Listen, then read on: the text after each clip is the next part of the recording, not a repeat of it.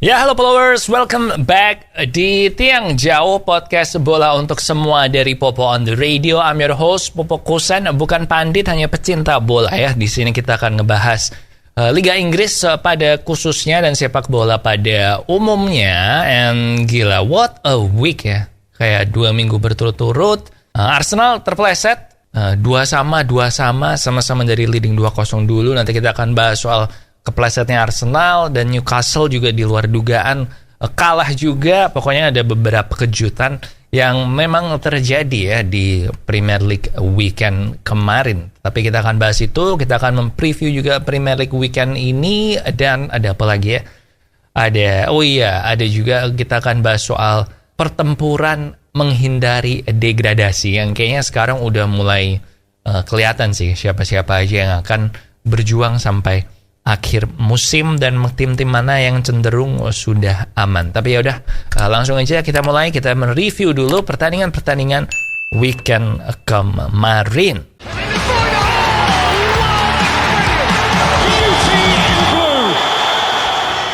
Yang pertama ada West Ham lawan Arsenal 2-2, dan kalau lo suka sepak bola atau ngikutin bola udah lama kayak gue, maka dulu tuh ada pepatah yang bilang kalau skor paling berbahaya di sepak bola itu adalah 2-0. Nah, tapi pepatah ini udah lama nggak dipakai. Tapi kayaknya Arsenal udah 2 minggu ini mencoba untuk membuat pepatah ini muncul kembali ya. Karena untuk minggu kedua berturut-turut, timnya Mikel Arteta ini udah leading 2-0, terus kemudian disamakan 2-2, dan mereka juga harus cenderung susah payah buat mempertahankan skornya 2-2 ini. Dan ini adalah tim pertama, tim puncak klasemen pertama di Liga Inggris sepanjang sejarah. Well, sejarah itu sejak Premier League ya, yang 2 minggu berturut-turut kebobol 2 gol jadi 2-2. Memang masih ada waktu sih ya buat Arsenal. Tapi setelah mereka menang 7 beruntun, tiba-tiba 2 beruntun seri.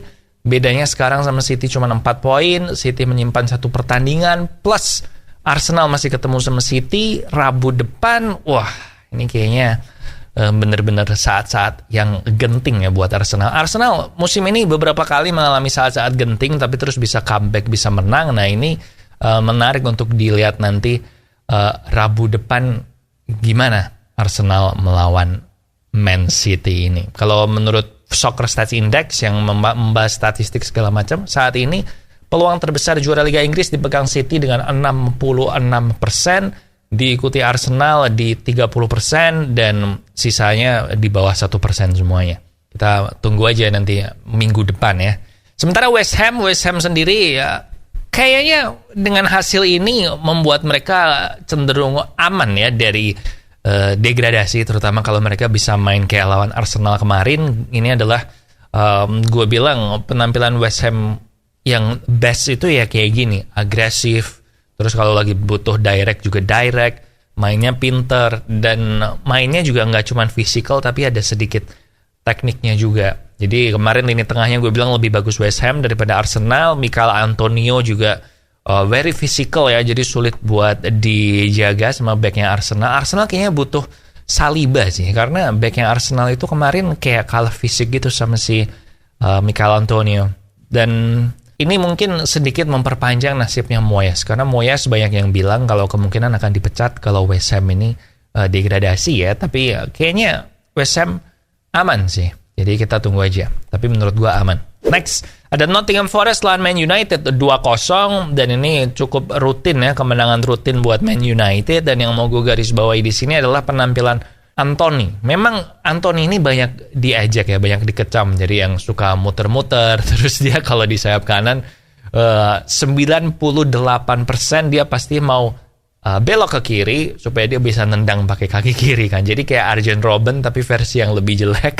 Tapi perlu diingat kalau si Anthony ini umurnya baru 23 tahun, dan dia pindah ke negara baru, ke liga baru yang cara mainnya beda, dan bahkan di musim pertamanya dia itu sekarang udah mencetak 10 gol untuk Man United all competition, dan juga 4 assist. Jadi gue bilang sebenarnya positifnya Anthony lebih banyak daripada negatifnya sih. Dia musim depan juga setelah adaptasi mestinya bisa lebih oke.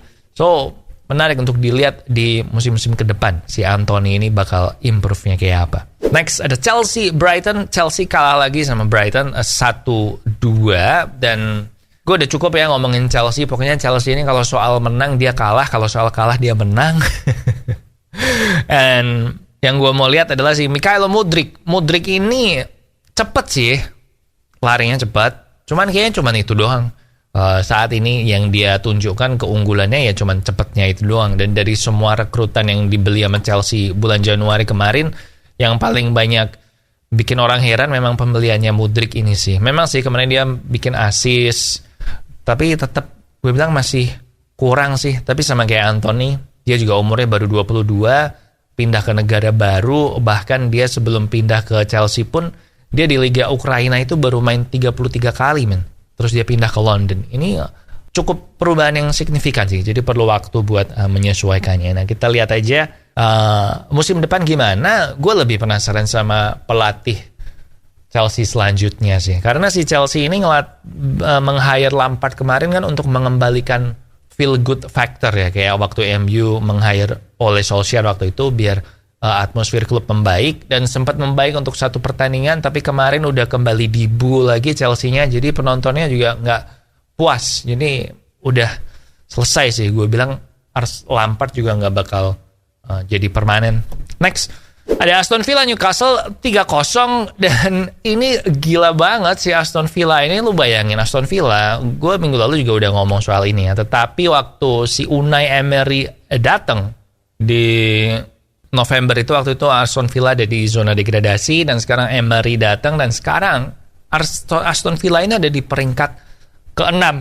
Sehingga wartawan-wartawan Inggris, gue nggak tahu lah, mereka tuh suka bikin drama ya, kayak nanyain Emery kayak, lu gimana peluang lolos ke Liga Champions? Lu terus ya, Emery bilang enggak, lu jangan nanya gitu sekarang. Kita kemarin 2 minggu lalu masih ngomongin pengen selamat dari degradasi, dan sekarang lu nanyain gimana peluang lolos ke Liga Champions.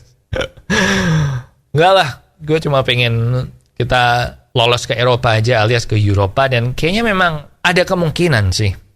Mereka sekarang ada di peringkat ke-6, tetapi di sekitarnya itu kayak ada yang main lebih sedikit, ada yang main lebih banyak. Dan dari 5 pertandingan terakhir Aston Villa, 3 diantaranya itu mereka ketemu Man United, ketemu Tottenham, dan ketemu Brighton. Jadi memang kalau ke zona 4 besar kayaknya susah, tapi kalau ke Eropa masih ada chance. Dan menarik nih, Aston Villa lawan MU, Tottenham, and Brighton itu performanya mereka gimana. So I guess that's it ya buat review EPL minggu lalu. And gue mau ngomong apa sekarang? Iya, penutupannya gue mau ngomong soal degradasi. Tadi gue udah bilang kan. Jadi sekarang udah di pekan ke-31. Kalau minggu lalu atau beberapa minggu lalu gue bilang kalau Premier League musim ini gak ada papan tengah, adanya cuma papan atas dan papan bawah. Nah sekarang udah mulai kelihatan ya, ada papan tengahnya dan papan bawahnya juga udah begitu jelas. Kalau gue lihat ke klasemen, kayaknya Southampton yang sekarang di bawah sendiri itu feeling gue bakal degradasi. Kayaknya udah hampir pasti sih.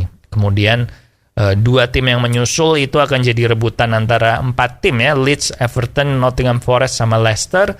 Oh ya, Leeds semalam dibantai Liverpool 6-1. Yaitu gue gak nonton sih, jadi gue gak bisa bicara banyak. Tapi ya gue tahu Liverpool bisa menang besar. Problemnya mereka musim ini kan bukan bisa menang apa enggak, tapi konsistensinya mereka kan. Nah jadi ya itu sedikit catatan dari match itu. Nah gue bilang itu tadi dari Leeds, Everton, Nottingham Forest, Leicester. Feeling gue yang degradasi itu kayaknya Everton sama Nottingham Forest sih. Feeling gue ya. Karena Everton sejak ganti Sean Dyche juga kayaknya udah menurun. Nottingham Forest juga nggak jelas mainnya. Jadi gue bilang 2 tim itu sih. Leeds walaupun dibantai Liverpool semalam, cuma kalau lihat mainnya lebih promising. Leicester juga lebih bisa nyerang daripada Everton sama Nottingham Forest. So, prediksi gue yang degradasi ada Southampton, Nottingham Forest, sama Everton. Nanti kita lihat akhir musim bener apa enggak. And now we have preview weekend ini Liga Inggris sama partai pilihan Popo ya. Partai pilihan gue jelas Sabtu jam 9 malam, yaitu Brentford lawan Aston Villa. Nah ini pilihan gue, ini bakalan seru nih. Brentford lawan Aston Villa, and then yang hari Minggu jam 8 seru juga ada Newcastle lawan Tottenham. Dua itu adalah partai pilihan Popo. Prediksinya lu bisa lihat nggak ada City nggak main, City, Brighton sama MU nggak main ya minggu ini karena mereka FA Cup semifinal. Jadi kalau lu fansnya mereka ya silahkan nonton FA Cup-nya. So itu dia untuk Tiang Jauh kali ini. Jangan lupa subscribe ke YouTube Popo on the Radio biar nggak ketinggalan kalau ada episode yang baru. Ada juga podcast yang nggak ngomongin bola yaitu Off the Record, dan juga Popo on the Radio sendiri, acara radionya gue yang ngebahas semua hal yang ada di seluruh dunia. Thank you so much. Please subscribe, sangat membantu. Share juga ke teman-teman kamu yang suka bola. And I guess that's it. Jaga kesehatan, minum air yang banyak di sini. Popo Kusen. Thank you for watching and I'll see you when I see ya.